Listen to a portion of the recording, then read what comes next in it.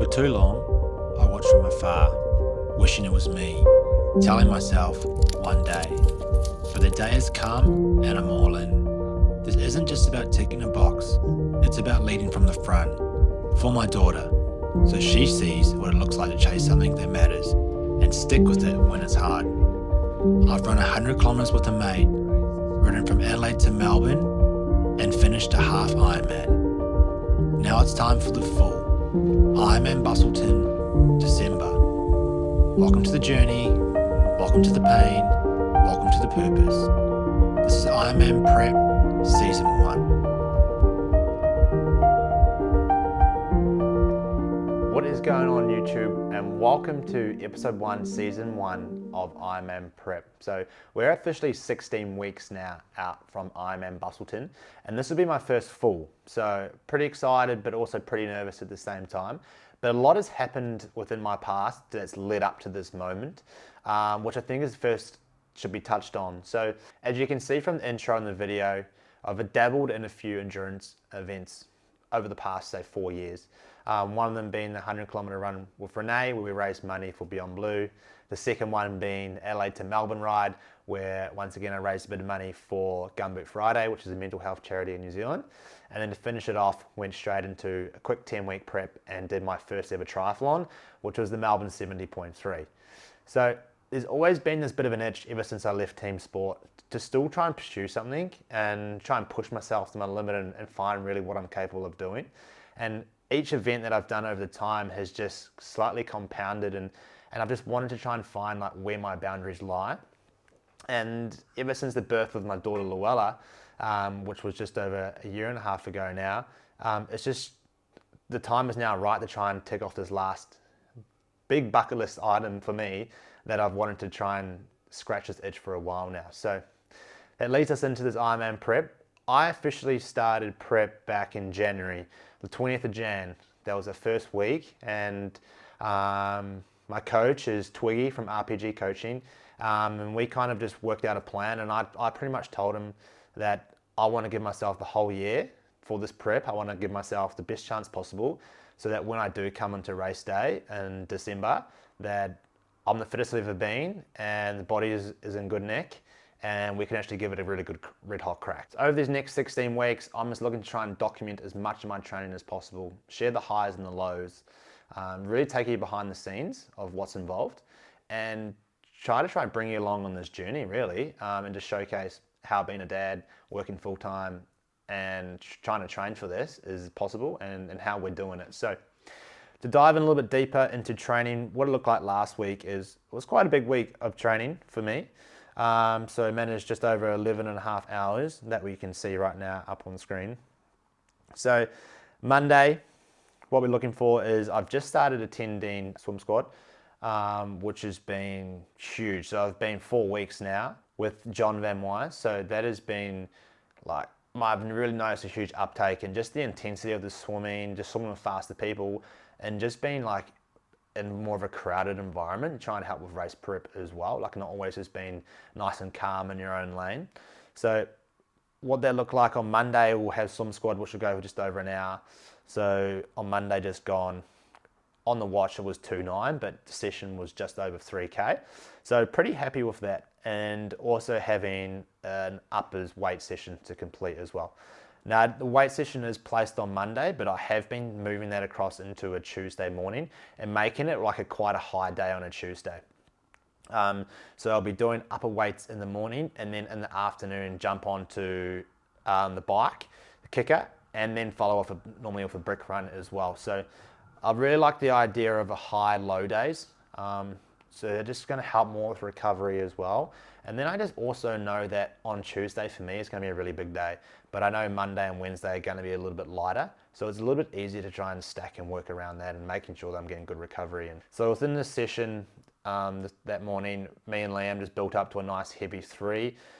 So managed to get 90. So pretty happy with that, considering the amount of weight I've dropped as well. And just that it's not a requirement to be good at Ironman. Like it's having a heavy bench is going to make me faster, but it's just something I've just wanted to kind of keep in my program and tick along with. And one thing to really try and save time and making sure that I've got good shoulder health for swimming and just being in that TT position, it kind of beats you up a little bit, is just having the face pull option that I put in within this session. So really trying to use 2 cables, really focus on a nice good ER position and really get that rotator cuff to do a lot of work, rear delt to do a lot of work, and just be nice and controlled and through there.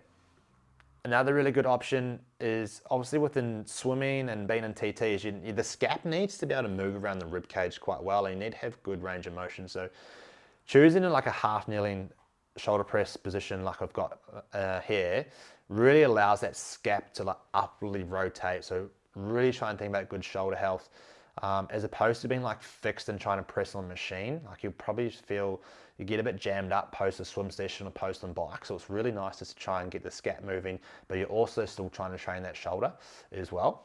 And then you can see that I've paired it up with a nice good horizontal row, which is just a single arm row on the cable, but more of a flared elbow position just to try and once again target more of an upper back. Like for me, my upper back is definitely a weaker area, and coming off the back of a swim just the night before, just a bit cooked if I just go and train the lats again as well. So I just get a little bit beaten up when I'm just hitting the lat a lot. It just seems to really aggravate my shoulder and really like dump it into a bit more of a internal rotation, which I'm probably trying to get away from a little bit. Just as you can start to see in some of my swim videos as well, that my catch and my pull on my right shoulder is not the best. So just really trying to think about those imbalances within my gym programming as well. And then just to finish this session off with some cheeky bis and tries. So just using a bit of a rope attachment here, just a bit of a technique got from Liam. Just using the handles on these ropes is a little bit awkward. So just by just coming off and just going straight onto the strap, have a really good contraction, and then some bis. But the most important exercise that I've dabbled in here as well is just to really once again work on shoulder health is just the incline Y raise. So just trying to get that lower trap to really work and activate has been really good for my shoulders lately. So definitely something you can probably incorporate into your sessions as well. Coming into the second session for that day, I went into VO2 max on the bike. So what we had was a 20-minute nice build up through zone 2, and then we had 7 90-second efforts, 120 to 130% of FTP with a 60-second spin in between each. So for me in that session, I was, 315 watts, I think it was. I was having to hold for those efforts. And I did not respect the session at all and didn't really have any fueling on board. And boy, did I crash, especially towards that last set. Luckily for the last set, we only had 7 1-minute efforts at 120, 130% FTP. So that was tough. And that definitely beat me up a little bit. So definitely a lesson to learn that even though they are shorter in duration, the intensity is much higher. So definitely respect it, making sure you've got appropriate fueling on board, pre and during session as well. It's probably one thing that I've got to take away from that session going into the next one, which then brought us into the brick that to come straight after that. So I had a run 35-minute, like a progressive tempo off the back. Once again, I didn't have any fuel, so I was like, we'll just tough it out. We'll see how we go. Started off extremely rough, and it kind of gave me a bit of throwback memories to the Melbourne half, where how cooked my legs were trying to go into the run. But it started with a 5 to 10 minute easy jog to find your legs. And then the main set was we had 5-minute build into an upper zone 2, 5 minutes lower zone 3, and then 10 minutes upper zone 3 as well. So we were pushing for the last bit around 440, I think, minute Ks to finish that off. So I was pretty happy that I managed to kind of get through that session, but I was starting to get cramp in the left quad. So for me, I knew straight away, I was like, I'm well underdone for this session. So for it to only be a 35-minute session off the back of that bike and to be cramping, like, just goes to show that I just didn't have my nutrition right. So all in all, got the session done, finished up with 6.63K. So not too bad, but lessons and takeaways to be learned from that. Wednesday takes us into a lower body day. And for me, I had to keep this like short and sharp, just endurance to time, but then also knowing the fact that I had to run again the next day. So for me, it's about getting a stimulus, making sure that we're loading the tissue appropriately, but not creating too much residual fatigue where I'm going to be going into my main run the next day and feeling pretty cooked. So started the session off that you can see with an ankle isometric push, 3 sets times 3 reps times 5-second push into the bar. So it's obviously going to be immovable, but it's just trying to really think about creating the ability to get a really good contraction within the calf, but just really help with force production and try to get as much motor unit recruitment as possible. Having a really good ability to produce force through the calf is then going to translate into running economy, and also just help prevent injuries as well. So being an S&C and working at one of the best private facilities within Australia, I've just got access to a lot of equipment at my disposal. So for me, I can just get really nitty gritty and just do a lot of testing and just figure out where my strengths and weaknesses are, and then what do I need to do to try and ensure that I can better these weaknesses, but then also make my strengths and ensure that they're not dropping off as well. For me, then I wanted to keep a main knee dominant movement in, but I didn't really want to go with the back squat this week within the start as this prep is starting to build out, just due to the residual fatigue from it, the CNS loading that it has with such high load. So we've gone with the barbell step up, still trying to push it and load it quite hard. So only doing 5 reps, 3 sets, but just trying to focus on good quality. Now with the barbell step up, it's a little bit more concentric in nature. There is an eccentric component to it.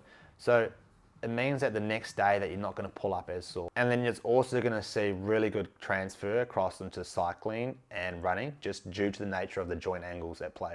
Also then thinking about loading the hamstrings eccentrically as well. So just gone with a nice little disc slider here, 3 sets, 6 reps each side, really trying to focus on nice and slow and controlled with this as the hamstring is starting to lengthen out. So we just want to making sure that we're still keeping some eccentric strength within our program, but the residual fatigue from this exercise is, once you have done it for a week or two, is pretty much nil to none. So you can kind of start to get away with it within your training and making sure you still can go into quite a tough run the next day. And you can see I'm also keeping in my single leg hip extension work in there. So we've got a single leg dumbbell hip thrust as well, which is going to be once again key for the bike and for the run as well, having really good hip extension strength, but also just making sure that the posterior chain is just nice and strong. So as I said before, I'm extremely lucky at my work to have physiotherapists, remedial massage, nutritionists, etc., all under one roof. So very lucky to have Gabby. She's just been treating me every now and then and just staying on top of any niggles that I've had. So it is definitely something that's helped keep me relatively injury free throughout this prep. So making sure that you don't neglect that side of things as well is probably a huge must. And it is something that if you really want to think about going far within the sport, you need to look after your body. But first of all, you need to listen to your body as well and know when it's appropriate to push and when it's appropriate to be pulling back too. So you can see Gabby getting stuck into my glutes with the needles. For someone like me, I really rate dry needling. It looks horrendous when watching back on the video, but the relief that I get within the next 24 hours is huge, and it actually can make a huge difference going into the next session as well. So if you are afraid of needles, maybe look for other options, but if you're willing to give it a go, I reckon dry needling has probably been by far the best treatment that I've had in terms of either hands-on or other particular work or cupping or anything like that. Dry needling for me is by far the best. So this takes us into our priority 1 running session for the week. Now, with this session here, as you can see up on screen, we had a nice 8-minute building through zone 1 to mid to easy zone 2. Before we got into our main set, which is 3 times 5 minutes on a flat course of track, descending each rep. So rep 1 was upper zone 2 to low zone 3, rep 2 was zone 3, and then rep 3 was zone 4 / anaerobic threshold. Now each of these ones had a nice 3-minute easy jog walk between each, and then it finished with a nice little cool down to finish off. So I managed to record throughout this running session and give you a little bit of update on how that went. Rep 1 done. So that was like 940 meters. So what's just over 5 minute per kilometer pace. So pretty easy, kind of like a nice little warm up to build into it really. So this next effort should be down around the 450s, 440s. And hopefully in the last one, probably sitting in around 410 would be nice. Maybe we get a little bit lower. So legs holding up all right. Let's see how this next effort goes. Rep 2, 4:35 average pace. So a little bit quicker than planned on that one. The heart rate sitting at 159, 160 throughout most of that rep. So I was right on the bang with that zone I needed to hold. Next rep, pushed in a little bit more. So that was around 4:30. Like I said, probably 4:10. If I can get in the 350s tonight, feel pretty good.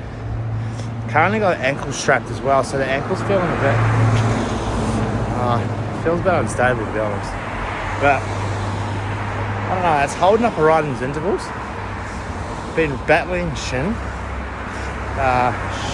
splints pretty much this whole prep. So some days feel good, some days feel shit.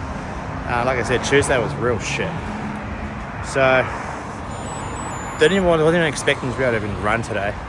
So the fact that I can get through this now and it feels actually alright. Pretty happy. So go again, 90 seconds. Let's see what we can get. Last rep done. So I think I was 1.2k in the 5 minutes. So it was like a 4:06 average, I think. Not too bad. Also considering I'm just in basic forever run Pumas as well. So not even in a fast shoe. It's a nice neutral shoe. Got it done. So that took us to Friday, which was a priority 2 swim. Now I could not be fucked with this swim. Like, even though it was 30 minutes, I was like, I cannot be bothered going to the pool for 30 minutes to do the swim. Like, I'm tired, I'm exhausted, but I managed to get it done. Now, as you can see, it was just a nice little pyramid swim, so it went by pretty quick. We had a 500 meter easy swim, so I just had fins on for that. We went 400 meter pool, built to zone 2, 300 meter paddles, 200 meters is 50 fast, 150 easy choice, and I just finished off with 100 fins to finish off, and then I got out. So that was 1500 done. That was probably the hardest session to kind of get up for the week, just because, I don't know, it's just short in nature, and you're like, oh, what's the point in going to the pool? But as my coach said, it's better to get in the pool and get a feel for the water, and just get, even if it is a shorter session, at least you got in the pool and you kept it going, because it's pretty easy to lose motivation with swimming and then just end up going back a step. So for me, swimming is my biggest work on, so I just need to make sure I'm getting good pool time. So Saturday was our main ride day, and I had no work this day, so for me it was just trying to make the most of that. So I managed 4 hours out on the bike, 121k it was. So I managed to get some videos along the way, and it was quite funny, because on the way down the peninsula, jumped on the back of my old tri group, so Melbourne Tri Club, which they were my coaches for my Melbourne 70.3 a few years ago. So it was quite funny to jump on the back of that and get pulled along. But then on the way back up, had to work pretty hard, and I was pulling along a couple of old geezers. So it was nice. I was meant to do a run off the bike for this session, but I opted out. I just knew that the next day I had a big run day, and I'm just trying to just manage the legs and just making sure that I'm not doing anything too silly, and just listening to my body throughout this prep as well. So they were again a bit flared up that week. So I just thought, you know what, I'm just going to save it for tomorrow and make sure that's a really good solid run day. That took us into Sunday, which was our main long run day. And I've actually been really enjoying these days. For me, running is actually not that enjoyable, to be fair. And it's probably because I've just been shit at it. But now that I've seen such good progress with my running, these long runs have been quite enjoyable, and I'm actually seeing the benefits and I'm seeing the progression. So it's making it a bit more rewarding. So I got a bit of footage from this day, so let's check it out. Good morning, YouTube. So today, Sunday long run. We've got 100 minutes planned to get through, but depending on how close we are, probably just round it off for a half today, so 21 kilometers. So legs feeling a little bit heavy post yesterday's ride, but hopefully once we get about 5k in, start to freshen up a little bit. So just hit the turnaround point, so 10.5k. So it's been 52.40 so far. So tracking pretty good, about a 1 hour 45 probably for this half today. So not too bad, just keeping it all nice and easy too. So heart rate's sitting just below 150 average. So for me, that's like bang on where it needs to be for a nice zone 2 run. So yeah, let's check in, see how we're going around that 18k mark. At the 18k mark, hour 29. So back on the creek, last 3k to go. And then that wraps up today's long run. So that wraps up Sunday's long run, 21.1k, hour 44. So 4 minute 56 per minute kilometers. So not pretty bad, take that. And there's a nice cheeky 10k PB in there as well, like 48 minutes, I think it was. So that wraps up episode 1, season 1 of Ironman Prep. See you in the next one.